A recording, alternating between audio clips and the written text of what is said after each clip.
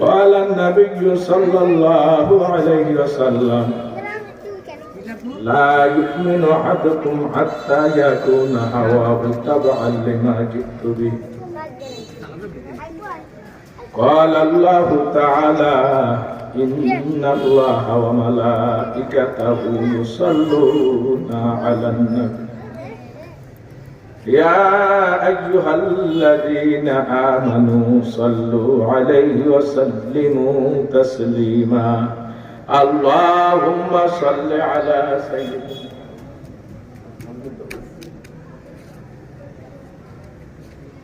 صلى الله عليه وعلى آله وأصحابه وبارك وسلم محبت درود شريف اللهم صل على سيدنا ونبينا وشفيعنا وحبيبنا ومولانا محمد صلى الله عليه وعلى آله وأصحابه وبارك وسلم بلغ العلا بكماله كشف الدجى بجماله حسنت جميع خصاله صلوا عليه وآله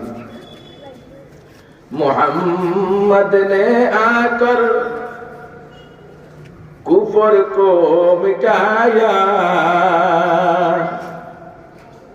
कुफर को मिटाकर सदाकत सिखाया बलगल उला बिकमालिही कशफत तुजा बिजमालिही हसनत जमीउ खिसालिही सल्लु अलैहि व आलिही नहीं दो जहां में मिसाले मोहम्मद जमाले खुदा है कमाले मोहम्मद बलगल उला बिकमालिही कशफत तुजा बिजमालिही हसनत जमीउ खिसालिही सल्लु अलैहि व आलिही अल्हम्दुलिल्लाह मतो नाजिर फारा আল কারিম মাদ্রাসা ভবনে আল কারিম ইসলামিয়া হাফিজা মাদ্রাসা ও আবিদাতুন নিসা মহিলা মাদ্রাসার বার্ষিক ওয়াজ ও মাতোয়ার মাহফিল আজ 22 নভেম্বর 2024 শুক্রবার আজকের মাহফিলের সম্মানিত সভাপতি আজকের মাহফিলের প্রধান অতিথি ও বিশেষ অতিথিবৃন্দ আমন্ত্রিত সকল উলামায়ে কেরাম আগত আল্লাহ পাকের আশিকিন জাকিরিন সালিহিন মুহিব্বিন বান্দাগান সরদার দুজাহা সৈয়দুল মুরসালিন উম্মতের কান্দারি বিশ্বনবী মুহাম্মদুর রাসূলুল্লাহ সাল্লাল্লাহু আলাইহি ওয়াসাল্লামের মুহাব্বতের উম্মত মহান প্রভুর দরবারে লাখো কোটি শুকর ও সুজুদ যিনি আমাদেরকে অত্যন্ত দয়া ও মায়া করে এই নুরানি বরকতি দ্বীনি মাহফিলে কোরআন ও সুন্নাহর মাহফিলে হক্কানি উলামায়ে কেরামের মাহফিলে জাকিরিন শাকিরিনদের মজলিসে আল্লাহ ওয়ালাদের মজলিসে আল্লাহ আমাদেরকে আসার বসার তৌফিক দান করলেন সেজন্য মহান স্রষ্টার দরবারে শুকরাতান উচ্চ কণ্ঠে সবাই একবার কালিমাতুশ শুকর আদায় করি বলি আলহামদুলিল্লাহ। ওই মহান পাকে জাতের কসম যিনি আমাদেরকে অত্যন্ত দয়া ও মায়া করে এই দ্বীনি মজলিসে আসার তৌফিক দান করলেন সেই মহান প্রভুর শুকরগুজারি করে কখনোই আমরা শেষ করতে পারবো না। তাই বলে তার শুকরগুজারি বন্ধ করা যাবে না, শুকরগুজারি করতেই হবে। আমি মহাগ্রন্থ আল কোরআন থেকে এক টুকরা আয়াতে কারিমা তেলাওয়াত করেছি, বিশ্ব নবীর অসংখ্য হাদিস থেকে একখানা হাদিসের টুকরা তেলাওয়াত করেছি। আয়াত ও হাদিসের আলোকে আলোচনা করার নিয়ত করেছি। তৌফিক চাই মহান স্রষ্টার কাছে, আল্লাহ যেন অল্প সময়ের কথার ভিতরে বরকত দান করেন। যেই কথাগুলো আমাদের বক্তা শ্রোতা সবার জন্যই প্রয়োজন, উভয়ের জন্যই প্রয়োজন, আল্লাহ এমন কিছু কথা আমার জবান থেকে বের করেন, সকলে বলেন আমিন। পর্দা আমার মা ও ভগ্নীগণ, সকলকে আমি অনুরোধ করব, মেহেরবানি করে আপনারাও মনোযোগের সাথে কথাগুলো শ্রবণ করবেন। কারণ কোরআন ও হাদিস হলো নূর, আর এগুলো যদি দিলের কান দিয়ে শোনা যায় তাহলে অন্তরের ভিতরে অন্তর আলোকিত হয়, নূরান্বিত হয়। সেজন্য আমি অনুরোধ জানাবো সকলে মনোযোগের সাথে শোনার জন্য।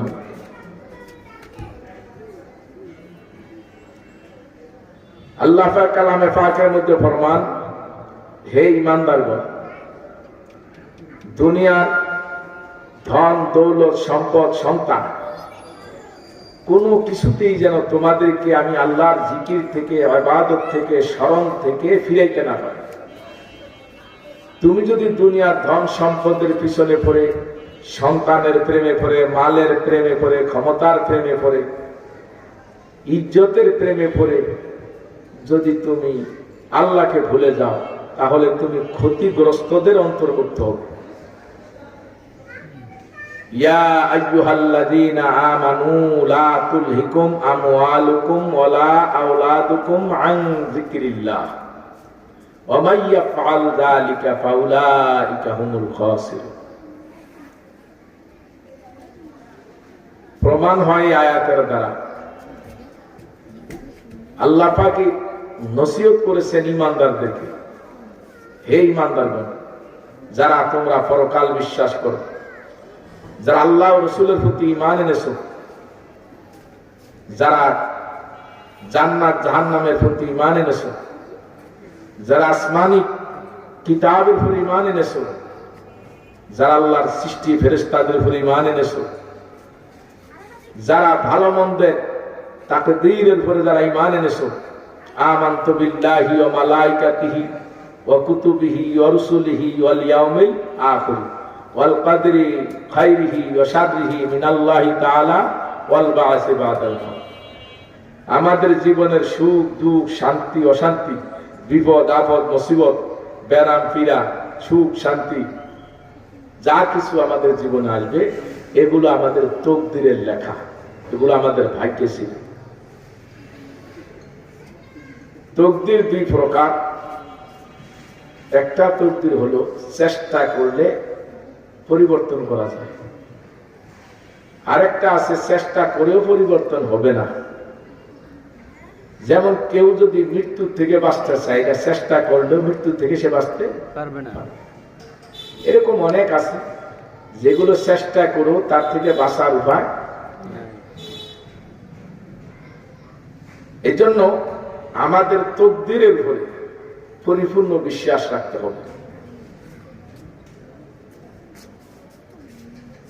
আত-তাকদীরু লা ইয়ারুদ, তাকদীরে যা আছে তার রদ করার ক্ষমতা কারো নেই। প্রথম কথা হলো ঈমান, ঈমান বিল গায়েব, গায়েবের প্রতি বিশ্বাস। এই গায়েব কি?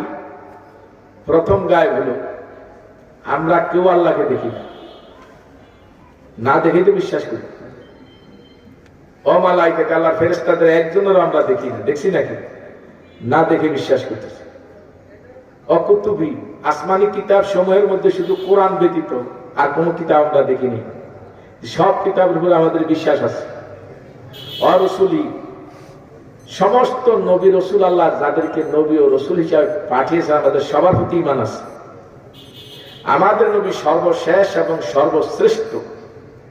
আমাদের নবীজির পরে আর কোন নবী দুনিয়াতে নবী হইয়া আসবেন না। একজন নবী আসবেন, হযরত ঈসা আলাইহিস সালাম, তিনি নবী হয়ে আসবেন না, তিনি আমাদের নবীর উম্মত হয়ে আসবেন। তাইলে বোঝা গেল নবীদের প্রতি, নবী ও রাসূলদের প্রতি আমাদের সবার প্রতি ঈমান আছে। আর আমাদের নবী সর্বশেষ এবং সর্বশ্রেষ্ঠ। এই জন্য আমাদের নবীকে বলা হয় ইমামুল আম্বিয়া। বলেন তো কি বলে? ইমামুল আম্বিয়া। ইমামুল আম্বিয়া তার মানে সমস্ত নবীদের নেতা।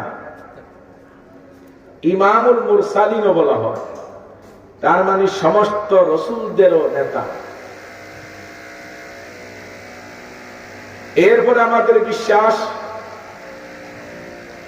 ওয়াল ইয়াউমিল আখির, কিয়ামত যে হবে তার প্রতি আমাদের বিশ্বাস আছে। ওয়াল কদরি খাইরিহি ওয়া শাররিহি, সুখ দুঃখ, শান্তি অশান্তি, আপদ বিপদ, রোগ ব্যারাম যা কিছু আছে এটা আমাদের তকদিরের লেখা, এটার প্রতি বিশ্বাস। ওয়াল বাসি বাদাল মাউত, মৃত্যুর পরে পুনরায় আবার জীবিত হতে হবে, এটার প্রতি আমাদের বিশ্বাস আছে। আছে কিনা? এই বিশ্বাসের নাম হলো ঈমান। তিন জিনিসের নাম মুসলমান। তাসদীক বিল জানান, ইকরার বিল লিসান, আমল বিল আরকান। তাসদীক বিল জানান বলে অন্তরে 100তে 100 বিশ্বাস, ইকরার বিল লিসান জবানে প্রকাশ, যেমন আমরা কালেমা পড়ি লা ইলাহা ইল্লাল্লাহু মুহাম্মাদুর রাসূলুল্লাহ, এই কালেমার প্রতি আমাদের 100তে 100 বিশ্বাস। আল্লাহ ব্যতীত সৃষ্টিকর্তা নাই, পালনকর্তা নাই, বিধানদাতা নাই, আইনদাতা নাই, মৃত্যুদাতা নাই, পালনেওয়ালা নাই, সৃষ্টিকর্তাও নাই। আছে নাকি? এইটা হলো এই কালেমা পড়ি লা ইলাহা ইল্লাল্লাহ। আল্লাহ ব্যতীত যা আছে সব হলো সৃষ্টি, আর শুধুমাত্র একজন হলেন স্রষ্টা, তিনি হলেন আল্লাহ। ফেরেশতা সৃষ্টি, নবী রাসূল সৃষ্টি, আসমান সৃষ্টি, জমিন সৃষ্টি, কুল কায়নাত যা আছে সবই সৃষ্টি। যা আমরা আল্লাহর সৃষ্টি দেখি আর না দেখি সবাই আল্লাহর সৃষ্টি, স্রষ্টা শুধু একজন, আর সব হলো সৃষ্টি নাকি? এটা আমাদের 100তে 100 বিশ্বাস রাখতে হবে। কোন কিছু নিজস্ব ক্ষমতায় কিছু করতে পারে না আল্লাহর ক্ষমতা ব্যতীত। গাছ ফল দিতে পারে না আল্লাহর ক্ষমতা ছাড়া, আল্লাহর হুকুম ছাড়া। মাছ বাচ্চা দিতে পারে না, গাভী বাচ্চা দিতে পারে না, দুধ দিতে পারে না আল্লাহর হুকুম ছাড়া। জমিন ফসল দিতে পারে না, শাক সবজি দিতে পারে না আল্লাহর হুকুম ছাড়া। তাহলে সকল সৃষ্টির পরিচালক শুধু একজন, তিনি হলেন আল্লাহ।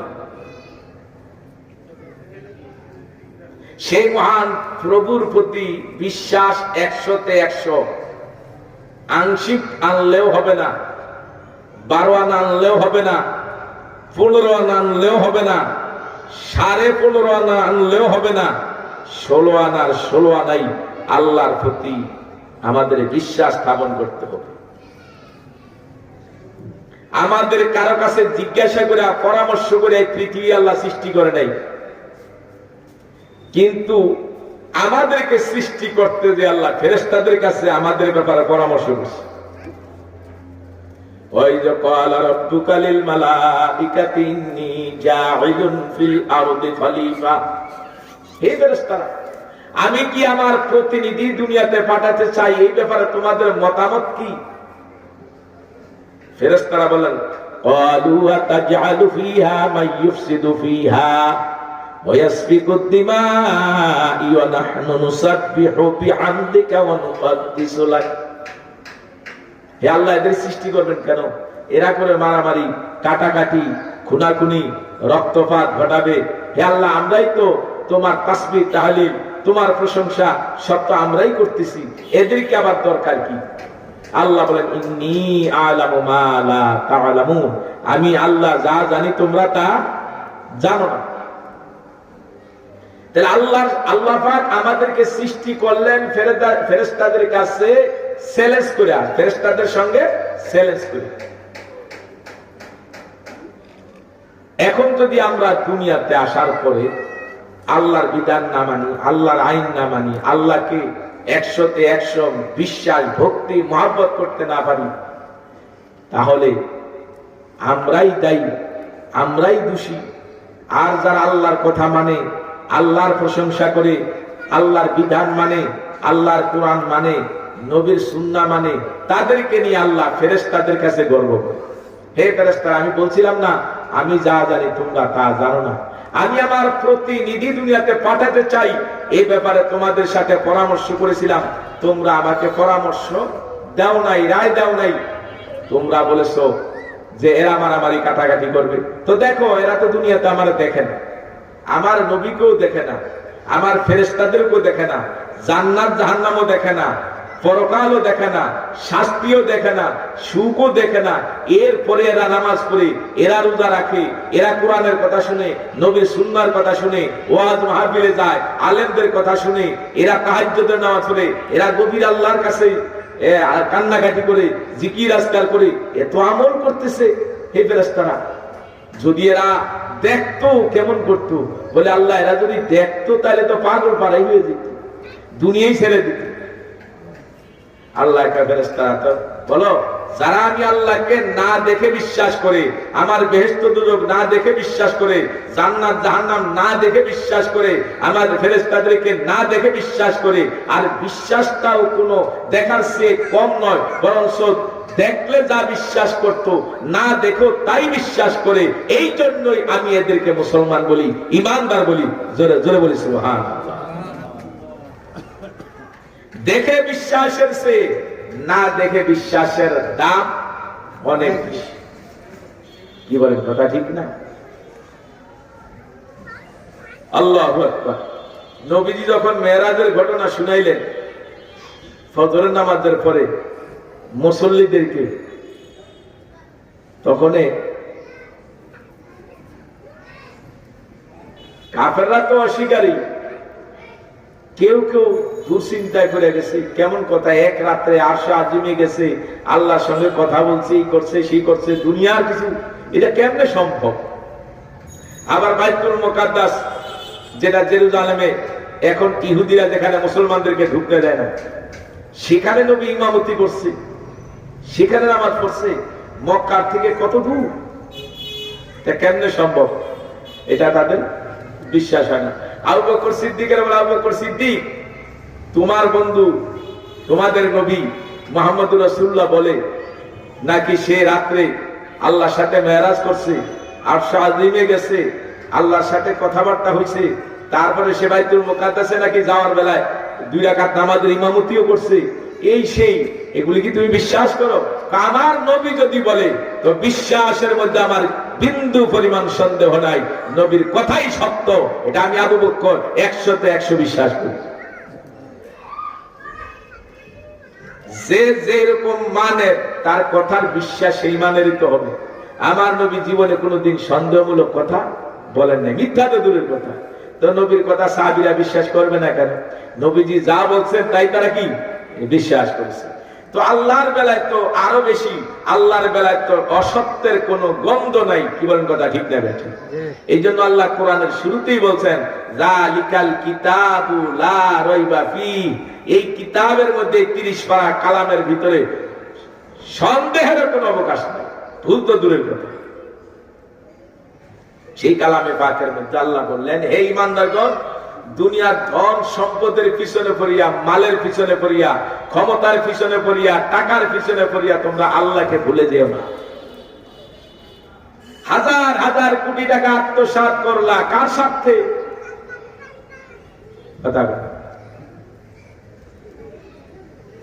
আল্লাহ হেফাজত করুক না। আমি আজ আমাদের মধ্যে হাজারো মানুষ আছে অন্যের সম্পদকে লুটপাট করা, জোর দখল করা, মোটু এটাকে অন্যায় মনে করেন, অথচ সবচেয়ে বড় জালেম তারাই যারা দুনিয়াতে অন্যের সম্পদ জোর দখল করে, অন্যের হক জোর করে, অন্যের সম্পদ নষ্ট করে, মানে নিজের দখলে নিয়ে যায়, খেয়ে ফেলে। এরা হলো সবচেয়ে বড় জালেম। আল্লাহ জালেমদেরকে পছন্দ করে না, সীমা লঙ্ঘনকারীদেরকে আল্লাহ পছন্দ করে না। আল্লাহ বলেন, লা তা'তাদু ইন্নাল্লাহা লা ইউহিব্বুল মু'তাদিন। আল্লাহ সীমা লঙ্ঘনকারীদেরকে মোটেও ভালোবাসে না। যারা আল্লাহর ভালোবাসায় নাই তারা আল্লাহর শত্রু, মুসলমানের শত্রু, ইসলামের শত্রু, ধর্মের শত্রু। কি বলেন, কথা ঠিক কিনা? আমাদের ধর্মে জুলুমের কোনো জায়গা নেই, আমাদের ধর্মে অন্যায়ের কোনো জায়গা নাই, আমাদের ধর্মে নীতি হারার জায়গা নাই, আমাদের ধর্মে বেইনসাফির জায়গা নাই, আমাদের ধর্মে আছে ন্যায় নীতি, আমাদের ধর্মে আছে ইনসাফ, আমাদের ধর্মে আছে তাকওয়া, আমাদের ধর্মে আছে দুনিয়ার সকল ক্ষেত্রে আল্লাহর ভীতি।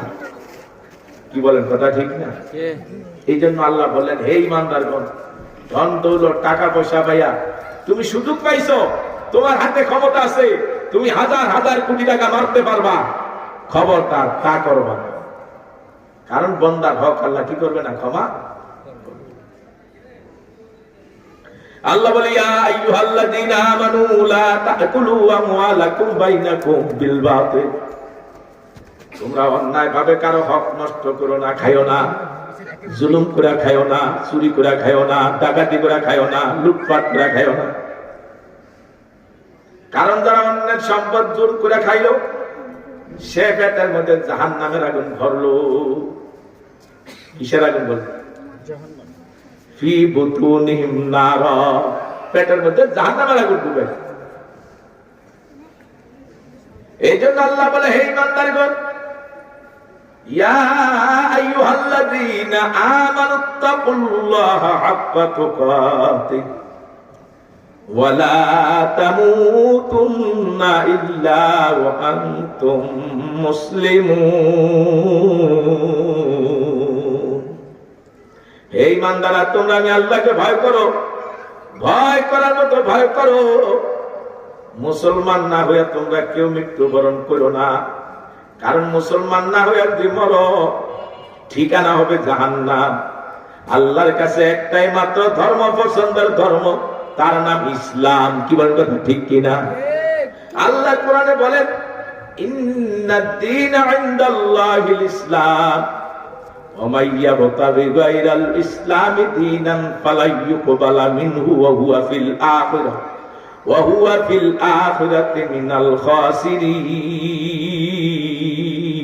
খাসিরিন। আল্লাহু আকবার বলেন, আল্লাহু আকবার। কার কথা বলো? আল্লাহর কথাই তো। আল্লাহ বলেন, আল্লাহর নিকট একটাই মাত্র ধর্ম, তার নাম ইসলাম। ইসলাম ব্যতীত যত ধর্ম দুনিয়াতে আছে সব ধর্মই ক্ষতিগ্রস্ত, সব ধর্মের মানুষরাই ক্ষতিগ্রস্ত, ধ্বংসপ্রাপ্ত, জাহান্নামের আসামি। একমাত্র আল্লাহর কাছে প্রিয় ধর্ম ইসলাম। মানুষ মারা গেলে তিনটা প্রশ্ন করা হয়। প্রথম প্রশ্ন করা হয়, আমার রব্বুকা, তোমার রবকে। 2 নাম্বার প্রশ্ন করা হয়, আমার দীনুকা, তোমার ধর্ম কি। 3 নাম্বার প্রশ্ন করা হয়, আমার নবিয়ুকা, তোমার নবীকে। এই 3টা প্রশ্নের জবাব যারা দিতে পারবে, তাদের কবরটাই জান্নাতের বাগান হয়ে যাবে। আল কবরু রাউদাতুম মিন রিয়াজিল জান্নাহ, আল্লাহর প্রিয় বান্দা বান্দির কবর হয়ে যাবে জান্নাতের বাগান। আর যারা এই 3 প্রশ্নের জবাব দিতে পারবে না, তাদের কবর হবে হুফরাতিন মিন হুফারিন নার, জাহান্নামের আগুনের গর্ত। আল্লাহর হাবিব বলেন, 99 তিন্নিনান লা নাফাকা ফিল আরদি মা আম্বাতাত খাজারা। ওই নাফরমানের কবরে 99 সাপ আসিয়া যাবে।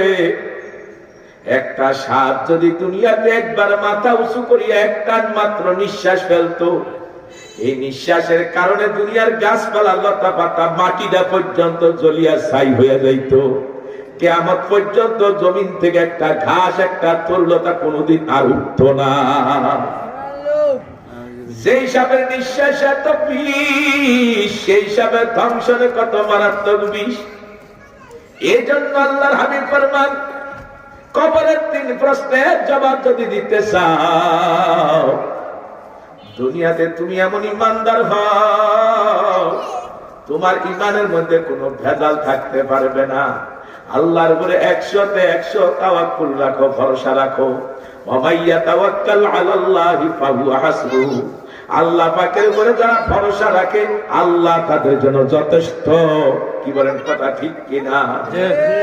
কে যথেষ্ট? আল্লাহই যথেষ্ট। যে আল্লাহ আমাকে এত সুন্দর করে সৃষ্টি করলেন, আমার প্রয়োজন যা যা দরকার দুনিয়াতে আল্লাহ সব কিছু আগে তৈরি করে রাখছেন। এই দুনিয়াতে আসলে আমার খাবারের প্রয়োজন, জমিনে খাবারের ব্যবস্থা রাখছে। এই দুনিয়াতে আসলে আমার ফলের প্রয়োজন হবে, আল্লাহ ফলের গাছ দুনিয়াতে তৈরি করে রাখছে। যা যা দরকার দুনিয়াতে আমার প্রয়োজন, আপনার প্রয়োজন, আমার আল্লাহ আমাদের প্রয়োজন বুঝে জমিনে সব কিছুর ব্যবস্থা রাখছে। কি বলেন কথা ঠিক কিনা? আপনার আমার প্রয়োজন হবে বিমানে চলা, আমার আপনার প্রয়োজন হবে গাড়িতে চলা। এই জন্য এই পার্টস পত্রগুলি আবিষ্কার করার জন্য এই মাল মিট্টি আল্লাহ আগে দুনিয়াতে রাখছে। আর কি বিশেষ জ্ঞান দিয়া কিছু বৈজ্ঞানিক কিছু জ্ঞানীদেরকে আল্লাহ পাক তাদের জ্ঞানের মধ্যে বিবেকের মধ্যে আল্লাহ রাব্বুল আলামিন আবিষ্কার করার ক্ষমতা দিয়েছে। কি বলেন কথা ঠিক কিনা? তাইলে যিনি স্রষ্টা তিনি হলেন সর্বময় ক্ষমতার মালিক। সৃষ্টিকে আল্লাহ এক এক সৃষ্টিকে এক এক রকমের মর্যাদা, এক এক সৃষ্টিকে এক এক রকমের ক্ষমতা দিয়েছেন। এই ক্ষমতাটাও আল্লাহ। আল্লাহ পাক জ্ঞান দেন, আল্লাহ পাক পাগল বানান। কত বড় বড় শিক্ষিত মানুষ, জ্ঞানী মানুষ আল্লাহ মাতার ব্রেন আউট করে পাগল বানাইছে। কথা বানাইছেন। তাইলে বোঝা গেল জ্ঞানের মালিক আল্লাহ। জ্ঞানের মালিক কে? জ্ঞানের মালিক আল্লাহ।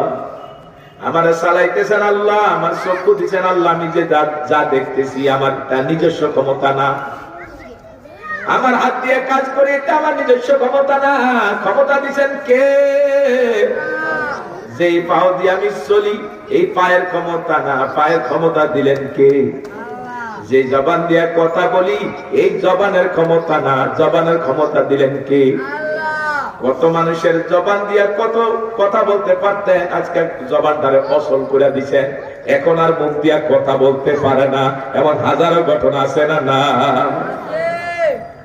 এই হাত দিয়া কত শক্তি খাটাইতেন, আজকে সে হাত চলে না, অসল। এই পাও দিয়া কত শক্তিশালী লোক ছিলেন, হাঁটতেন, খেলা করতেন, কত বড় বড় খেলোয়াড় ছিলেন, আজকে তার পা অসল। কি বলেন কথা ঠিক কিনা? এই ব্রেন দিয়া কত চিন্তা করতেন, কত গবেষণা করতেন, আজকে ব্রেনটা অসল। তাইলে বুঝা গেল সর্বময় ক্ষমতার মালিক আল্লাহ। কাদের কুদরতুদারি আর শেখাহি আকুনি, মুর্দারা জিন্দা কুনি, জিন্দারা ভেজা কুনি, মুর্দারা জিন্দা কুনি, জিন্দারা ভেজা কুনি। ইন্নাল্লাহ আলা কুল্লি শাইইন কাদির। আল্লাহু আকবার। আল্লাহ বলেন আমার বান্দা বান্দি সর্বময় ক্ষমতার মালিক আমি আল্লাহ। আমি জীবিতরে মৃত করতে পারি, আমি মৃতরে জীবিত করতে পারি। আল্লাহ বলেন আমি বাচ্চাকে জওয়ান বানাই, আবার জওয়ান থেকে আমি বৃদ্ধ করি। সুম্মালি তাকুনু শুয়ুখা। যত মানুষ আমরা বুড়া হইছি, আগে জওয়ান ছিলাম, এর আগে শিশু ছিলাম, ধীরে ধীরে আমরা বড় হইলাম, বালেগ হইলাম, এরপর আমরা যৌবনে, ভরা যৌবনে আমরা কত শক্তি কত ক্ষমতা কাটাইছি। এখন দেখা যায় সেই শক্তিটা এখন নাই। এখন আর সেইভাবে হাঁটতে পারি না, দৌড়াইতে পারি না, সেইভাবে এখন চলতেও পারি না। কি বলেন কথা ঠিক কিনা? আমাদের মধ্যে ভাটা লাগাইল কে? আল্লাহকে বান্দা তোর মধ্যে আমি জোয়ার দিছিলাম, আবার এখন ভাটা লাগাইয়া দিলাম। এটা আমি আল্লাহর ক্ষমতা, এখানে কারো হাত নাই, কোন ডাক্তারের ক্ষমতা নাই, কোন বৈজ্ঞানিকের ক্ষমতা নাই, কোন দার্শনিকের ক্ষমতা নাই। সব ক্ষমতার মালিক আল্লাহ। এই বিশ্বাস আল্লাহর উপর 100% রাখবে। যারা বুঝে তারা আল্লাহর কাছে ফরিয়াদ করে, আল্লাহ এই দুনিয়ার যা কিছু তুমি সৃষ্টি করেছো কোনো কিছু অনর্থক করো নাই, সব আমার জন্য করছো। সাপ আমার জন্য সৃষ্টি করছো, পিপিলিকা আমার জন্য সৃষ্টি করেছো, বাঘও আমার জন্য সৃষ্টি করেছো, দুনিয়াতে যা আছে যেগুলি আমরা মনে করি আমাদের জন্য ক্ষতি, না না, এগুলি আমাদের ক্ষতির তুলনায় উপকার শত শত গুণ বেশি, কোটি কোটি গুণ বেশি। বন্ধুরা আমার, তাইলে আমাদের করা উচিত কি? আমাদেরকে আল্লাহ জানায় দেয়, বান্দা বান্দি, তোমাদের এই দুনিয়াতে সৃষ্টি করছি মাত্র আমার গোলামের জন্য, দাসত্বের জন্য, আর কোন উদ্দেশ্য আমার নাই। আমার কোনো টাকার দরকার নাই, সম্পদের দরকার নাই, সব তো আমি দিয়া থাকি। পৃথিবীটাই তো বানাইছি আমি, সবই বানাইছি আমি, আমার কিছুর প্রয়োজন নাই। মা উরিদু মিনহুম মির রিজকিন ওয়া মা উরিদু আইয়ুতঈমুন। আল্লাহ কয় তোমাদের থেকে টাকা পয়সা চাই না, খাবার চাই না, ধন দৌলত চাই না, শুধু চাই আমার গোলামি। গোলামিটা কেমন হবে? ব্যক্তি জীবনে, পারিবারিক জীবনে, সামাজিক জীবনে, রাষ্ট্রীয় জীবনে, রাজনৈতিক জীবনে, অর্থনৈতিক জীবনে, আন্তর্জাতিক জীবনে, সব জীবনে যে রবের আইন মানে, রবের বিধান মানে, সেই হলো রবের গোলাম। আর আল্লাহ গোলামকেই ভালোবাসে, আল্লাহর গোলামিটাই আল্লাহ পছন্দ করে। আর আল্লাহ সৃষ্টিও করছে আমাদেরকে, উদ্দেশ্য হলো আল্লাহর গোলামি। জোরে জোরে কন্যা সুবহানাল্লাহ। কার গোলাম? আল্লাহর গোলাম। আল্লাহর গোলামি প্রতিটা মানুষকে করতে হবে, জ্ঞানী মানুষকে করতে হবে। পাগলের উপরে কোনো বিচার নাই। আল্লাহ কিয়ামতের দিন কোনো পাগলের হিসাব কিতাব দিবেন না, তার বিচার করবেন না, যেহেতু আল্লাহ জ্ঞানের মতো দৌলত তারে দান করে না। আমাদেরকে আল্লাহ জ্ঞান দান করছেন, আমরা ভালো মন্দ বুঝি, আমরা আরাম বেরাম বুঝি, সুখ শান্তি বুঝি, আমরা শীত বুঝি, গরম বুঝি। গরম হইলে আমরা পাতলা কাপড় পরি, আবার শীত হইলে আমরা গরম কাপড় পরি। যখন গরম লাগে ফ্যান দিয়া বাতাস করি, কি বলেন কথা ঠিক না বেঠিক? আবার যখন আমাদের বেশি গরম লাগে আমরা এসিও ব্যবহার করি। বিভিন্ন ভাবে সুখে থাকার চেষ্টা করি। যেই জিনিসগুলি ব্যবহার করি তাও তো আমার আল্লাহ দেওয়া নিয়ামত, কি বলেন কথা ঠিক কিনা? আল্লাহকে বান্দা এত নিয়ামত দিছি, আমার নিয়ামত তোমরা কোনদিন গণনা করে শেষ করতে পারবে না। ওয়াইন তাউদ্দু নি'মাতাল্লাহি লা তুহসুহা। এত নিয়ামত দিছি, তোমরা কোনদিন গণনা করে শেষ করতে পারবে না। বন্ধুরা আমার, এই কারণে আল্লাহ নিয়ামত দিয়ে আমাদের কাছে কি চায়? আল্লাহ পাকের চাওয়া যারা দুনিয়াতে আল্লাহর চাওয়া যারা পূরণ করবে না, কিয়ামতের দিন আল্লাহ তাদেরকে জিজ্ঞাসা করবে, সুম্মা লা তুসআলুন্না ইয়াউমাইযিন আনিন নাঈম।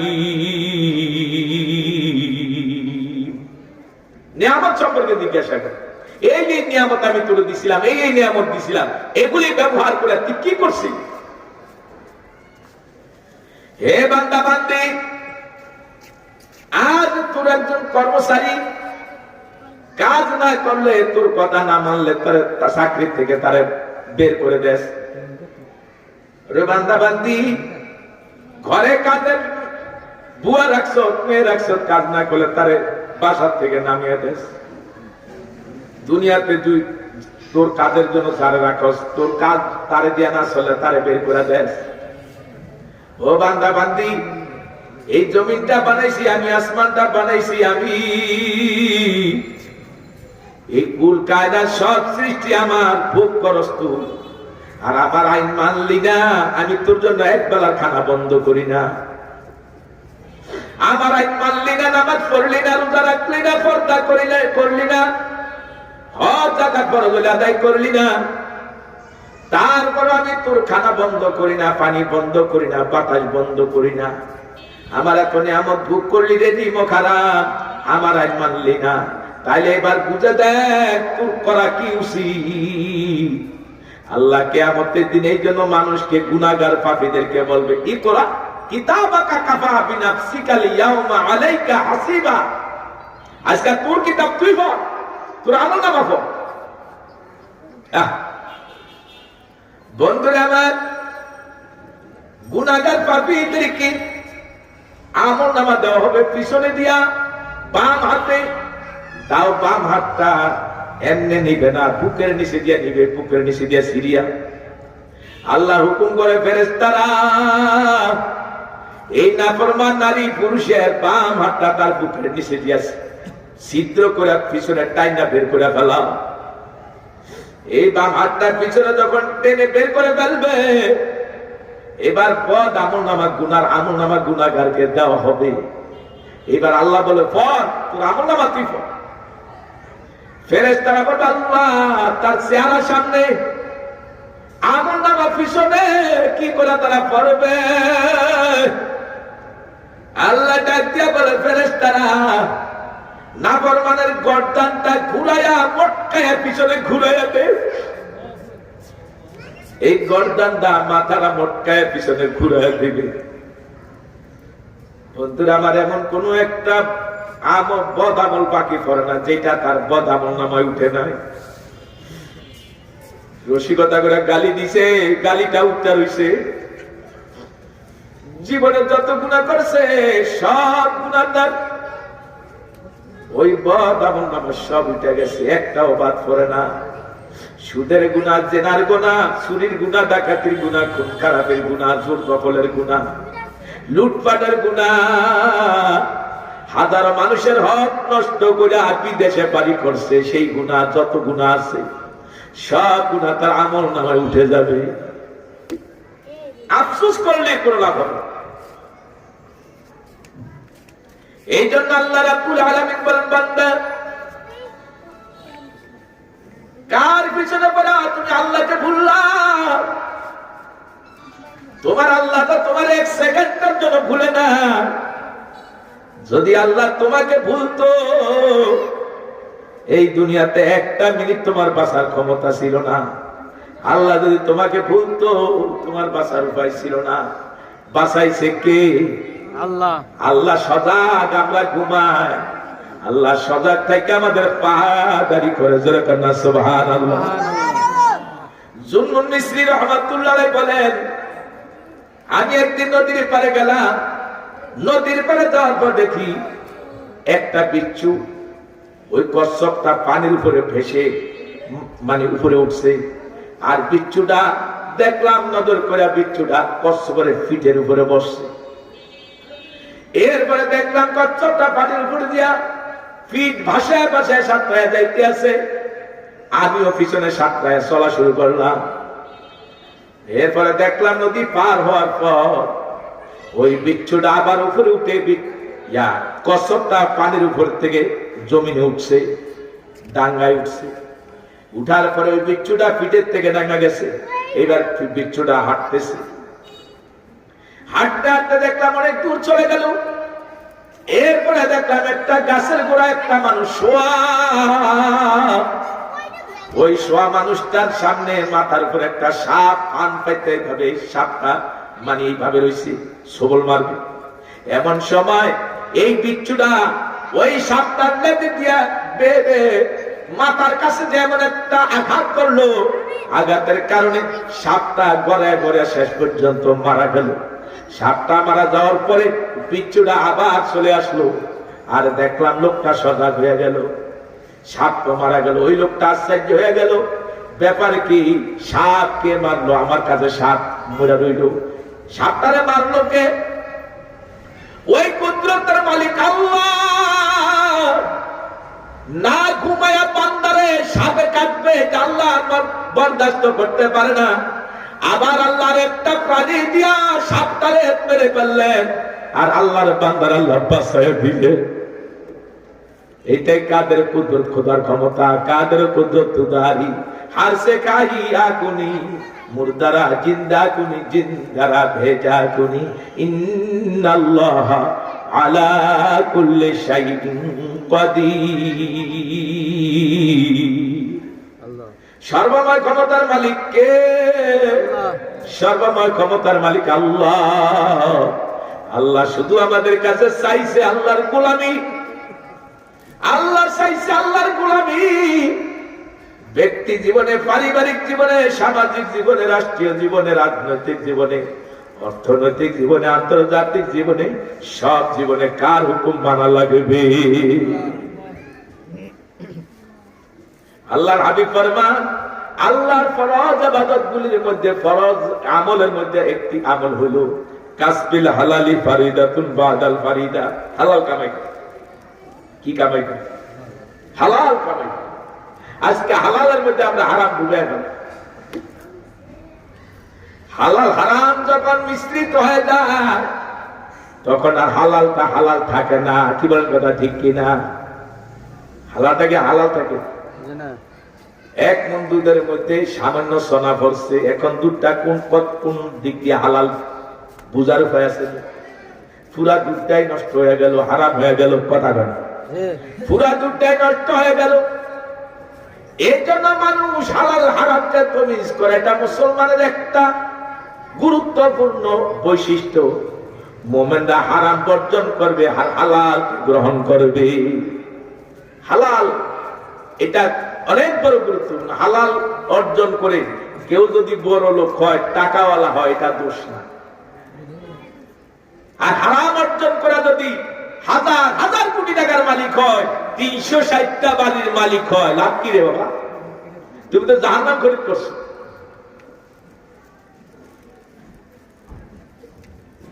জাহান্নামের আগুন থেকে যদি বাঁচতে চাও, খোদা ভীতি তাকওয়া অর্জন করো। আল্লাহ বলেন, ফামান শাআত্তাখাযা ইলা রাব্বিহি মাআবা ইন্না আনজারনাকুম আযাবান করিবা ইয়াওমা ইয়ানজুরুল মার'ু মা কদ্দামাত ইয়াদাহু ওয়া ইয়াকুলুল কাফিরু ইয়া লাইতানি কুনতু তুরাবা। আল্লাহ বলেন, যারা চায় তাদের রবের কাছে ঠিকানা করে নিতে, তারা যেন দুনিয়ায় থাকিয়া তাদের রবের কথা মানিয়া তারা যেন তাদের ঠিকানা আল্লাহর কাছে করে নেয়। তার মানে কি? জান্নাতে করে নেয়। আল্লাহ বলে, আমি জাহান্নামের ভীতি প্রদর্শন করেছি। কেন জাহান্নামের ভয় ভীতি প্রদর্শন করেছি? এই জন্য করেছি, মানুষ যাতে জাহান্নামের কাজ না করে, পরকালের জাহান্নামের শাস্তির কাজ যেন দুনিয়াতে না করে, পরকালে আযাব যাতে ভোগ করতে না হয়, সেজন্য আমি আল্লাহ দুনিয়াতে তাদেরকে জাহান্নামের ভয়, জাহান্নামের ব্যাপারে আমি তাদেরকে নসিহত করেছি। মানুষ কিয়ামতের ময়দানে যখন জানতে পারবে অতীতে সে কি কাজ করছে, কোন আমল করছে, আরে আফসোস আফসোস আফসোস, আমি দুনিয়াতে এই গুনাহ কেন করলাম, কেন আরেকজনের জায়গা লুটপাট করলাম। যেখানে নবী বলছেন, মান আখাযা শিবরা মিনাল আরদি যুলমান ফাইন্নাহু ইউতাওয়াকুহু ইয়াওমাল কিয়ামাতি মিন সাবঈ আরদি। কেউ যদি কারো এক বিঘত জায়গা দখল করে খায়, কিয়ামতের দিন 7 কবর জমিন আল্লাহ গলায় ঝুলাইয়া দিবে। দুনিয়াতে ভোগ করছে 1 বিঘা, তার জন্য 7 কবর জমিন আল্লাহ গলায় ঝুলাইয়া দিবে। বন্ধুরা আমার, আচ্ছা জাল দলিল কইরা কত মানুষ হক নষ্ট করে খায়। আল্লাহ এটা জানে কি জানে না? এমনিতে মানুষ কম কথাবার্তার উত্তর দিয়ে বোবার মতো থেকে আলোচনা লম্বা হবে না, সময় পড়ে আসছে, একটু মনোযোগ দিয়ে শুনেন। আমি যে কথা শুরু করেছিলাম, আল্লাহ বলেন, এই বান্দারগণ, দুনিয়ার ধন সম্পদ টাকা পয়সা সন্তানের প্রেমে করে তোমরা আখিরাত ভুলে যাও না। তোমাদের সন্তানদের দিনদার বানাও, তোমাদের সন্তানদেরকে কোরআন শিখাও, তোমাদের সন্তানদের আলেম বানাও, তোমাদের সন্তানদের কোরআনের হাফেজ বানাও, তোমাদের সন্তানদেরকে কোরআনী শিক্ষা দাও, নবীর আদর্শের শিক্ষা দাও। তাইলে তারা জালেম হবে না, তাইলে তারা 360টা বাড়িও বিদেশে করার চিন্তা করবে না, 10টা 20টা 50টা বাড়ি বিদেশে করার চিন্তা করবে না, 20,000 50,000 কোটি 1 লক্ষ টাকা 1 লক্ষ কোটি টাকা বিদেশে পাচার চিন্তা করবে না। কথা কথা ঠিক না বেঠি? আল্লাহর ভয় বান্দার মধ্যে তখন আসে যখন বান্দার ভিতরে তাকওয়া আসে, বান্দার চিন্তা শক্তি বৃদ্ধি পায়। আল্লাহ আমারে বানাইছে দুনিয়াতে আল্লাহর কাজ করার জন্য, আল্লাহর আইন মানার জন্য। আমি কেন নফসের গোলামি করি, আমি কেন শয়তানের গোলামি করে কবরে পাড়ি দিছি? আমার হায়াতটা তো বরফের মতো গলতে গলতে শেষ হয়ে যাইতেছে। এমন একটা দিন আসবে হাজারো আফসোস করবো, কোনো কাজে লাগবে না। কি বলেন কথা ঠিক কিনা? এই জন্য দুনিয়ার হায়াতের সময়টারে গনিমত মনে করতে হবে। ও পর্দার মা বোনেরা, মাগো দিলের কান দিয়ে শুনো মা, দয়া নবী বলেছেন মহিলাদের বিষয়, মহিলারা যদি গুনার কাজের থেকে বিরত থাকিয়া 4টা কাজ করতে পারে, তাদের জন্য 8টা জান্নাতের দরজা কিয়ামতের দিন খোলা থাকবে। 1 নম্বরে মহিলার আলমার আতুই যা সাল্লাত খামসা, 5 ওয়াক্ত নামাজ ঠিকমতো আদায় করে। 2 নম্বরে সাওমা শাহরান, রমজানের রোজাগুলি ঠিক ভাবে আদায় করে। ও আহসানাত ফারজা, নারীরা যদি তাদের চরিত্র পবিত্র রাখে। ও আতাত বালা, 4 নম্বর হলো স্বামীর আনুগত্য করে, খেদমত করে, স্বামীর সন্তুষ্ট রাখে, স্বামীর কষ্ট না দেয়, স্বামীর যন্ত্রণা না দেয়, স্বামীর ব্যথা না দেয়, স্বামীর জ্বালা যন্ত্রণা না দেয়, স্বামীর খুশি রাখে। এই 4টা কাজ করতে পারলে আমার নবী বলে মহিলাদের জন্য 8টা জান্নাতের দরজা কিয়ামতের দিন খোলা থাকবে। ও আমার মা জননীরা, গুনার কাজ থেকে বিরত থাকিয়া 4টা কাজ যদি করতে চাও, নিজের মা সম্পূর্ণ আল্লাহর বিধান, পর্দার বিধান মানতে হবে, নামাজের বিধান মানতে হবে, রোজার বিধান মানতে হবে। এগুলো যদি মানতে পারো তাইলে দেখা যাবে তুমি আখিরাতমুখী হবা। আর আখিরাতমুখী হয়ে যদি তুমি আল্লাহর রাজি খুশি করে কবরে যাইতে পারো, তুমি কবরে যাইতে দেরি, তোমার কবর জান্নাতের বাগান হইতে দেরি হবে না। বর্তমান জমানায় বাজান পর্দা মানা বড় কঠিন, পর্দার ব্যাপারটা উঠেই কোনো হয়ে গেছে। অধিকাংশ ভালো ভালো ফ্যামিলির মধ্যে পর্দা নাই। কি আশ্চর্য কারবার! ওয়াজ মাহফিলগুলি বিভিন্ন জায়গায় আমরা যাই, বাজার বসায়, এখানে হয়তো সেটা হয় নাই, সেই বাজারের মধ্যে বেপরদা নারীরা কেনাকাটা করতে আসে। তাইলে বোঝা গেল যেখানে কোরআনের কথা হয় সেখানে পর্যন্ত পর্দা মানে না। কথা ঠিক না বেঠিক? বেপরদার কারণে এই দেশের নারীদের মর্যাদা কমছে না বাড়ছে? কমছে না। আসল কথা হলো আল্লাহর বিধান মানলে দুনিয়াতে শান্তি, পরকালে মুক্তি। আর আল্লাহর বিধান না মানলে দুনিয়াতেও শান্তি, পরকালেও অশান্তি। বেপরদার কারণে কোন নারীর মর্যাদা পারে নাই। যত ধর্ষণের ঘটনা, যত খুনের ঘটনা, যত দুর্ঘটনা, মূলত বেপরদার কারণ। কি বলেন কথা ঠিক কিনা? বেপরদার কারণে জানার বাজার করো, বাজার আগুনের কাছে, মমের মধ্যে যদি আগুন যদি মমের কাছে থাকে, মম বলবে। কি বলেন কথা ঠিক কিনা? নারীরা হলো আগুনের মতো, পুরুষরা হলো মমের মতো। ওই নারী যখন বেপরদায় দাইয়ুসের মতো চলে, তখন পুরুষদের নজর গেলে তার শয়তানে আকর্ষণ আরো বাড়ায় দেয়। কি বলেন কথা ঠিক কিনা? এই জন্য আল্লাহ বলছে জগতের নারীরা তোমরা পর্দায় থাকো, ঘরে থাকো। ওয়াকারনা ফি বুয়ুতিকুন্না ওয়ালা তাবাররাজনা তাবাররুজাল জাহিলিয়াতিল উলা। আল্লাহ বলেন জগতের নারীরা তোমরা পর্দায় থাকো, ঘরে থাকো, মানে বেদিনদের মতো, বেঈমানদের মতো, পূর্বেকার জাহেলদের মতো তোমরা চলাফেরা করো না।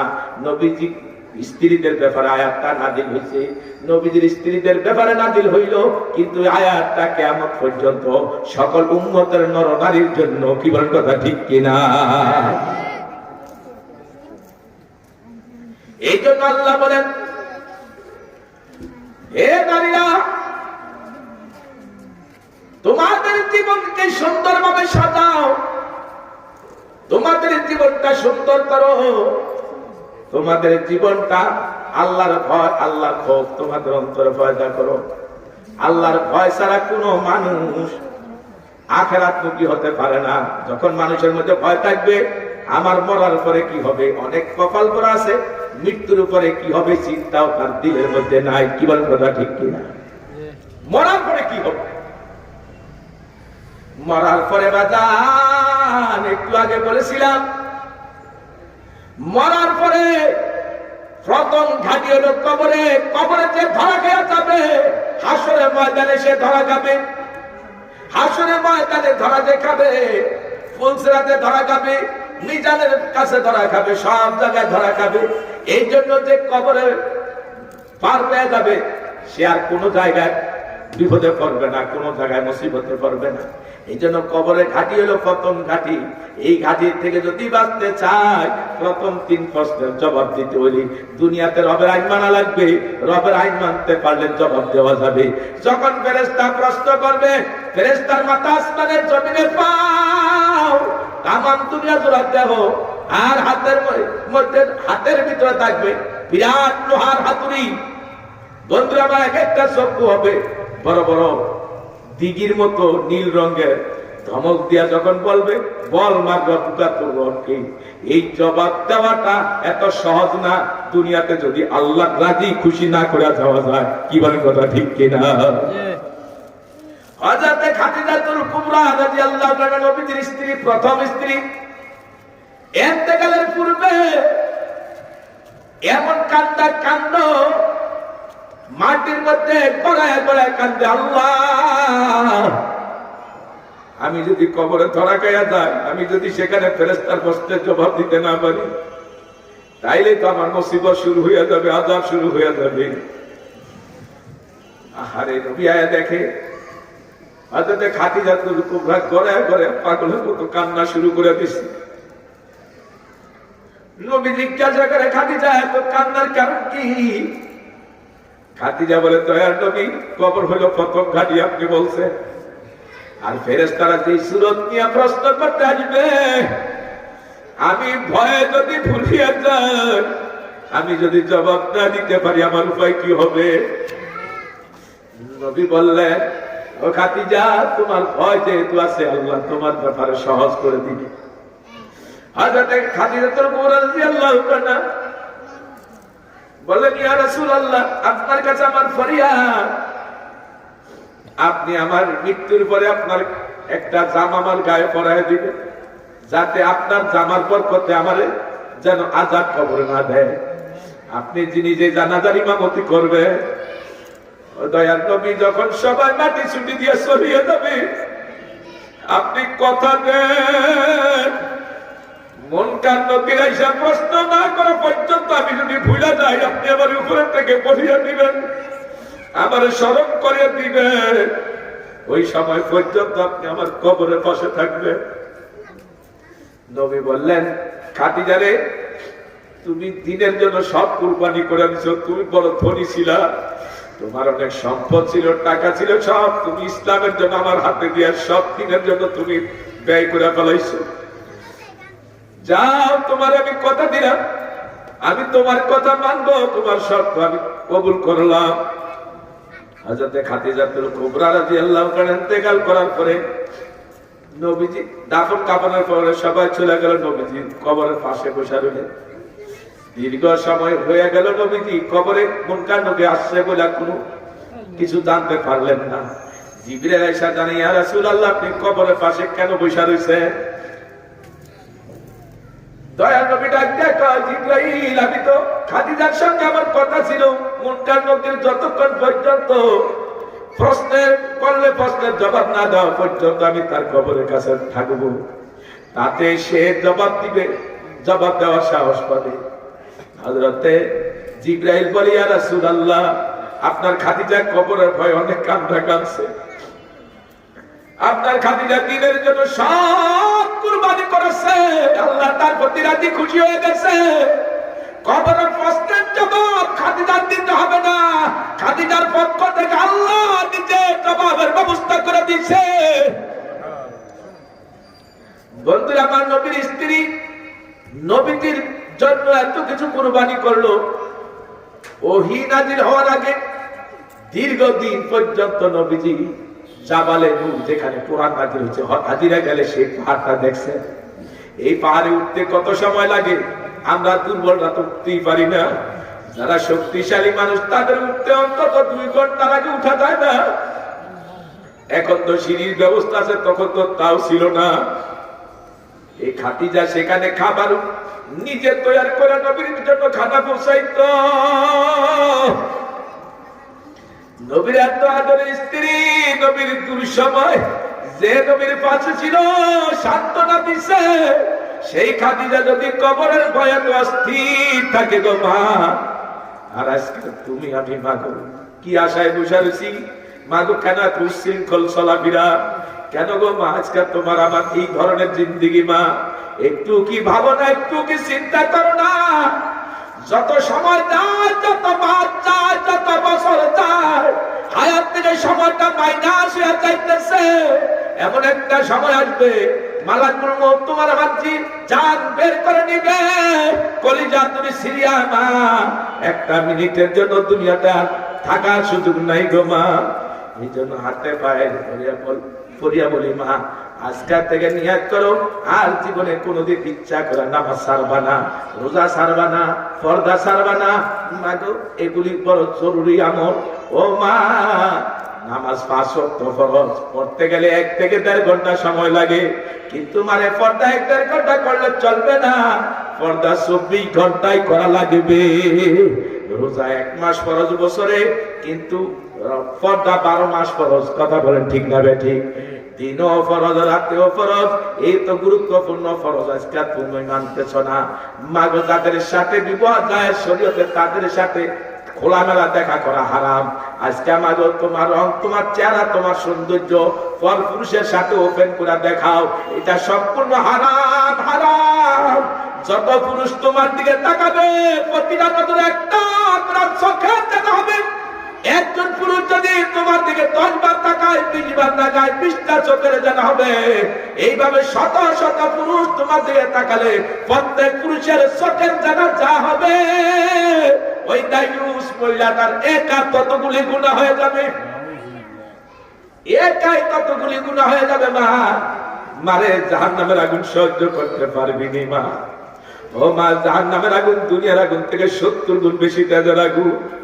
দুনিয়ার আগুন 1 সেকেন্ড সহ্য করতে পারো না মা, জাহান্নামের আগুন কেমনে সহ্য করবা মা? ওই জাহান্নামের ভয় দিলের মধ্যে ঢুকাইয়া, ও মা, মাঝে মাঝে একটু মৌতের মুরাকাবা করবা।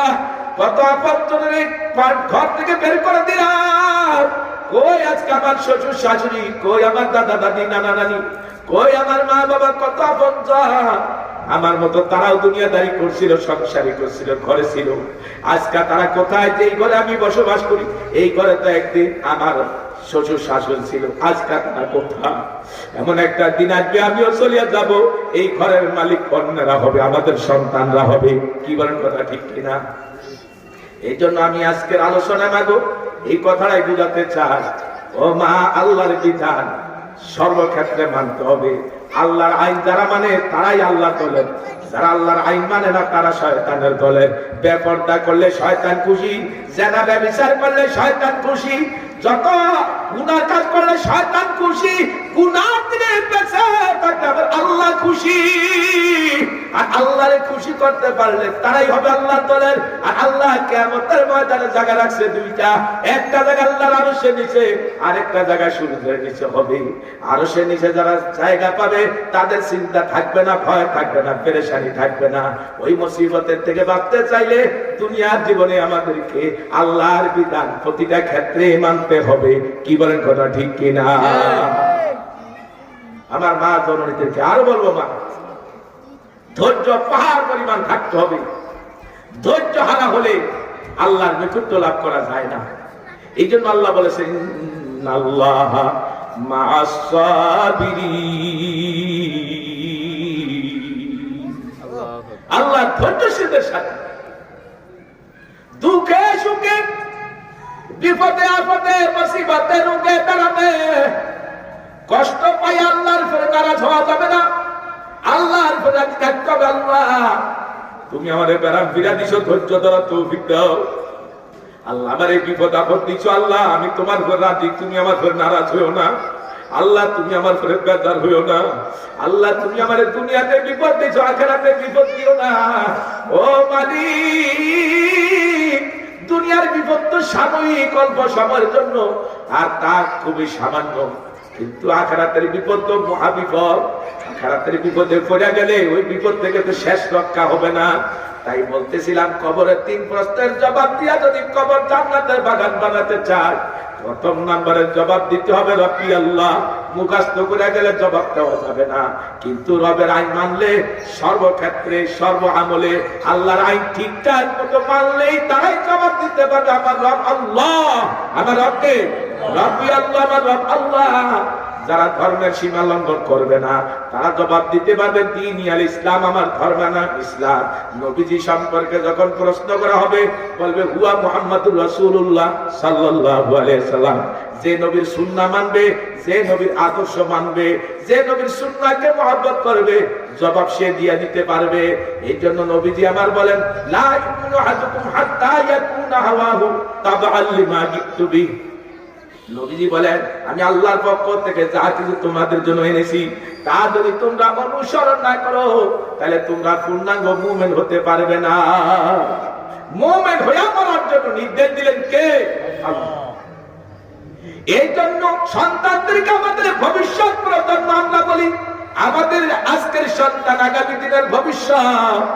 বাজান এই কথাটা ঠিক হবে তখন যদি সন্তানদেরকে মানুষের মতো মানুষ করতে পারি, সন্তানদেরকে যদি কোরআনের আলো শিখাইতে পারি, আলো দিতে পারি, নবীর সুন্নাহর আলো দিতে পারি, এদেরকে যদি দ্বীনের শিক্ষা দিতে পারি, তাইলে আমাদের আগামী দিনের ভবিষ্যৎ হবে। আর কোরআন শিক্ষা, দ্বীন শিক্ষা থেকে যদি বঞ্চিত রাখি, মুসলমানের ঘরে নাস্তিকের জন্ম হবে, মুসলমানের ঘরে মুশরিকের জন্ম হবে, মুসলমানের ঘরে ইসলামের শত্রু তৈরি হবে, মুসলমানের ঘরে ইসলামের দুশমন হবে। কি বলেন কথা ঠিক কিনা? এই জন্য প্রত্যেকটা মুসলমানের দায়িত্ব তার সন্তানকে দ্বীন শিক্ষা দেওয়া। কি শিক্ষা দেওয়া? দ্বীন শিক্ষা দেওয়া। ড্রাইভিং না শিক্ষা যেমন ড্রাইভিং করা যায় না, ড্রাইভিং না শিক্ষা গাড়ি চালাইতে গেলে গাড়ি অ্যাক্সিডেন্ট হবে নিচ্ছে, যে চালাবে সেও ক্ষতিগ্রস্ত, তার সাথে কেউ থাকলে সেও ক্ষতিগ্রস্ত। কি বলেন কথা ঠিক কিনা? দুনিয়াতে ড্রাইভিং করতে হলে শিখা লাগে, আমার আল্লাহর ইবাদত করতে হলে কি শিখা লাগবে না? আমার আল্লাহর গোলামি করতে হলে কি শিখা লাগবে না? এই শিখাটা প্রত্যেকটা মুসলমানের জন্য জরুরি। এই শিখার অভাবে আজকে মুসলমানের ঘরের সন্তানেরা মাদ্রাসা নিয়ে বিভিন্ন খারাপ মন্তব্য করে, আলেম ওলামা নিয়ে খারাপ মন্তব্য করে, মসজিদ নিয়ে খারাপ মন্তব্য করে। এই দেশের লক্ষ লক্ষ মসজিদ নাকি বহু জায়গা দখল করে রাখছে, মাদ্রাসাগুলি নাকি বহু সম্পদ দখল করে রাখছে, এগুলি নাকি অনর্থক, এগুলি নাকি দেশের সম্পদ নষ্ট করে রাখছে। মাদ্রাসা শিক্ষা, ইসলামী শিক্ষা, এটার শিক্ষাই মনে করে না। এমন মুসলমানের ঘরে এমন নাস্তিকের বাচ্চা আছে না? না, এর একমাত্র কারণ হলো এরা ধর্মীয় শিক্ষা থেকে বঞ্চিত হওয়ার কারণে। আহমদ শরীফের মতো নাস্তিক মুসলমানের ঘরে জন্ম নিয়া মা বাবা মুসলমান না হইলে তার আহমদ শরীফ নাম রাখে নাই, তাহলে মুসলমানি নাম রাখছে কেন? মুসলমানের ঘরেই জন্ম নিছে, কিন্তু দ্বীনি শিক্ষার সাথে আধুনিক শিক্ষা ছিল, দ্বীনি শিক্ষা ছিল না। জাগতিক শিক্ষা সে অর্জন করেছে, পাশ্চাত্য শিক্ষা অর্জন করেছে, ইসলামী শিক্ষার নামগন্ধ তার মধ্যে ছিল না, এই জন্য সে নাস্তিক হয়েছে। কি বলেন কথা ঠিক না? এই জন্য আমাদের সন্তানদেরকে দ্বীনি শিক্ষা দিতে হবে। এই মাদ্রাসা দ্বীনি শিক্ষার ফ্যাক্টরি। এই মাদ্রাসাতে ছেলেদেরকে কোরআনের হাফেজ বানানো হয়, কোরআন সই শিক্ষা দেওয়া হয়, এদেরকে ইলমের নবীর সুন্নাহর শিক্ষা দেওয়া হয়, হাদিসের শিক্ষা দেওয়া হয়। মেয়েদের জন্য শিক্ষার ব্যবস্থা আছে। দুটি মাদ্রাসা একই বিল্ডিং এ আছে না পাশাপাশি আছে জানি না? একই বিল্ডিং আছে, দুই বিল্ডিং আছে, আলহামদুলিল্লাহ। তাহলে বোঝা গেল এই শিক্ষার একমাত্র মূল উদ্দেশ্য ওলামায়ে কেরাম চিন্তা করছে দুনিয়ার ব্যবসার জন্য না, এই চিন্তা করছে আখিরাতের ব্যবসার জন্য। মুসলমানের ঘরে ঘরে যেন কোরআনওয়ালা হয়ে যায়, মুসলমানের ঘরে ঘরে যেন নারীরা দিনদারিনী হয়ে যায়, ছেলেরা যেন দিনদার হয়ে যায়। এই জন্য আলেমরা বহু চিন্তা ভাবনা করে এই মাদ্রাসাগুলি দিছে। কি বলেন কথা ঠিক না? আপনারা কি মাদ্রাসার পক্ষে আসেননি? আপনাদের সন্তানদেরকে, বিশেষ করে পর্দার আমার মা বোনরা, এলাকার মহল্লার মা বোনরা আপনারা আছেন, আপনাদেরকে অনুরোধ জানাবো এই মাদ্রাসার সাথে আবিদাতুন নিসা মহিলা মাদ্রাসায় আপনারা দ্বীন শিক্ষা করবেন। কষ্টাদের জন্য সূরা কেরাত সই করা, নামাজের যাবতীয় মাসলা মাসাইলের শিক্ষার ব্যবস্থা আছে। আর মেয়েদের জন্য স্কুল কলেজের মেয়েরা তারা ভর্তি হতে পারবে। আবার ছোট ছোট মেয়েরা তারাও ভর্তি হতে পারবে। সেই ব্যবস্থা এখানে মহিলা শিক্ষিকার মাধ্যমে তাদেরকে দিনের অত্যন্ত উন্নত শিক্ষা ব্যবস্থা এখানে আছে। মেয়েরা এত চমৎকার লিখতে পারে, আরবি এত সুন্দর তাদের হাতের লেখা, পাশাপাশি বাংলা, অঙ্ক, ইংরেজি এগুলি অত্যন্ত সুন্দর লেখা। ছেলেদের অত্যন্ত সুন্দর লেখা এবং পড়া দুটেই আছে। এবং এরা ইমামতি করা ছোট ছোট বাচ্চাদেরকে প্রদর্শনী দেখালে আপনারা বুঝতে পারতেন যে এরা নামাজের 2 রাকাত নামাজের 60টি মাসালা প্র্যাকটিক্যাল দেখাইতে পারে। এরা জুমার খুতবা মুখস্থ করতে পারে, ঈদের নামাজের কি বলে খুতবা মুখস্থ করতে পারে, এরা নামাজের ইমামতি করতে পারে, এরা মুসলমানকে মানে সুন্নত তরিকায় গোসল কেমনে দিতে হয়, কাফন কেমনে পড়াইতে হয় সুন্নত তরিকায় এও জানে, এবং কবর সুন্নত তরিকায় কেমনে করতে হয়, কেমনে লাশ কবরে সুন্নত তরিকায় রাখতে হয়, কেমনে তার কবর সুন্নত তরিকায় দাফন করতে হয়, এগুলো সবই বাচ্চারা শিখে। এই জন্য এই মাদ্রাসাগুলি এই দেশের জন্য বোঝা নয়, বরং সেই দেশের জন্য নিয়ামত। যারা এগুলিকে নিয়ে বিভিন্ন বাজে মন্তব্য করে, আমি মনে করি ওগুলি ঈমান থাকলে এমন বাজে মন্তব্য করতে পারে না। কথাটা ঠিক না বেঠিক? এই জন্য এই সন্তান যদি দিনই শিক্ষা পায়, মরণের পরে এই সন্তানরাই দোয়া করবে। যারা এই শিক্ষা থেকে বঞ্চিত হবে তারা কি দোয়া করার চান্স পাবে? বলেন তো, তারা কি দোয়া করার চান্স পাবে? জানবেই তো শিক্ষা কি জিনিস, কেমনে মা বাবার জন্য দোয়া করতে হয় জানবেই না। আমরা চিন্তা করি আমি মরে গেলে আমার সন্তানের কি উপায় হবে, আগেই চিন্তা করি না আমার সন্তান মারা গেলে আখিরাতে তার কি উপায় হবে। কি ভাই, কোন চিন্তাটা বেশি করা দরকার? আমার সন্তান মারা গেলে আখিরাতে তার কি উপায় হবে, কবরে তার কি উপায় হবে। আজকে পুলিশ আমার সন্তানকে দিলে আমি বরদাস্ত করতে পারি না। আমার সন্তান যত অন্যায়কারী হোক না কেন, এই সন্তানকে আমি পুলিশের হাত থেকে রাখার জন্য কত কষ্ট করি, কত টাকা পয়সা সাদি। আমার সন্তানকে দুনিয়ার জেলখানা আমি দিতে চাই না। যদি আমার সন্তানকে কোনো কারণে পুলিশ অ্যারেস্ট করে নিয়ে যায়, আমি কেমনে তাকে জেল থেকে বের করবো, এই জন্য আমি বেহুশ হয়ে যাই। কি বলেন, কথা ঠিক কিনা? দুনিয়ার জেলখানায় খানাও দেয়, দুনিয়ার জেলখানায় ঘুমাইতেও দেয়, কিন্তু বাড়ির মতো স্বাধীনতা নাই, ইচ্ছা মতো খাইতে পারে না। জেলখানার নিয়ম আইন কানুন যা তাই তাকে মানতে হয়। কি বলেন, কথা ঠিক কিনা? বাজারে দুনিয়ার জেলখানার থেকে জাহান্নামের জেলখানা এত ভয়ানক, জাহান্নামের জেলখানা এত কঠিন, জাহান্নামের জেলখানায় দুনিয়ার কোন উন্নত মানের খাবার নেই। জাহান্নামী কয়েকদিনের জন্য জাকুম কাটা যুক্ত ঘাস খাওয়ানোর ব্যবস্থা আছে। যেই ঘাস খাইলে কাটা গলার মধ্যে চতুর্দিক দিয়ে বেঁধে যাবে, বের হবে না। তখন তারা পানি পানি করে চিৎকার শুরু করবে, কারণ দুনিয়াতে পানি খাইলে গলায় কাটা আটকাইলে, পানি খাইলে বের হয়ে যেত। এই জন্য পানি তালাশ করবে, পানি নাই, গরম পানি ছাড়া, পুষ ছাড়া। আল্লাহ বলে লা ইয়াতুকুনা ফিহা বারদাম ওয়ালা শারাবা ইল্লা হামিমান ওয়া গাসসাকা। জাহান্নামের ঠান্ডা পানির ব্যবস্থা জাহান্নামীদের জন্য নয়, জাহান্নামের উতলানো গরম পুষ তাকে পান করানো হবে। এই পানি মুখে দিলে জিহ্বা চর গলিয়া পেটে নারী বুড়ি গলিয়া পায়খানা রাস্তা দিয়ে বাইর হয়ে যাবে। আল্লাহ বলেন লা ইয়ামুতু ফিহা ওয়ালা ইয়াহইয়া, মরবেও না বাঁচবেও না, শুধু শাস্তি, শুধু শাস্তি আর শাস্তি।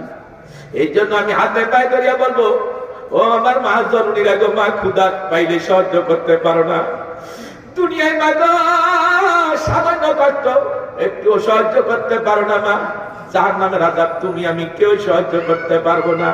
তাই মা গো সামনের জিন্দেগিটা যেন আমরা তওবা করিয়া, আজকেই তওবা করব, এখনই তওবা করব, আর ইচ্ছা করে গুনাহ করব না, ইচ্ছা করে নামাজ ছাড়বো না, রোজা ছাড়বো না, বেপরদা করব না, সুদ খাবো না, ঘুষ খাবো না, সুদ দিব না, ঘুষ দিব না, ব্যভিচার করব না, জুলুম অত্যাচার করব না। আজকের থেকে যদি তওবা করে গুনার কাজগুলি ছাড়ি, 2 চোখের 2 ফোঁটা পানি ফেলে আল্লাহর কাছে কাঁদি। আমার আল্লাহ হাবিব দয়ার নবী বলেন, মামবাকা মিন খাশিয়াতিল্লাহি হারামাল্লাহু তিলকাল আইনা আলান নার। আল্লাহর ডরে জাহান্নামের ডরে যে বান্দা বান্দি এক ফোঁটা চোখের পানি ফেলে কাঁদবে, এই পানির বিনিময়ে আল্লাহ জাহান্নামের আগুন হারাম করিয়া দিবে। আল্লাহ কবরে কান্দাবে না, হাসরে কান্দাবে না, ফুলসিরাতে কান্দাবে না। পরকালের কান্দার থেকে বাঁচতে চাইলে দুনিয়াতে কান্দা বেশি বেশি কাঁদতে হবে। কি বলেন কথা ঠিক কিনা? এই জন্য দুনিয়াতে একাই কি কাঁদবেন, মাঝে মাঝে একটু একাই কি নীরবে বসা চোখের পানি ফালায় ফেলায় কাঁদবেন। চোখের পানির বড় দাম। দুনিয়ার সব পানি যদি জাহান্নামে মারা হতো, এক সেকেন্ডের জন্য জাহান্নামের আগুন ঠান্ডা হতো না, কিন্তু বান্দার চোখের পানি দ্বারা জাহান্নামের আগুন তার জন্য নিভে দেওয়া। আল্লাহ আমাদের তৌফিক দান করেন। আজকে যা আলোচনা করলাম এই কথাগুলো আমাদের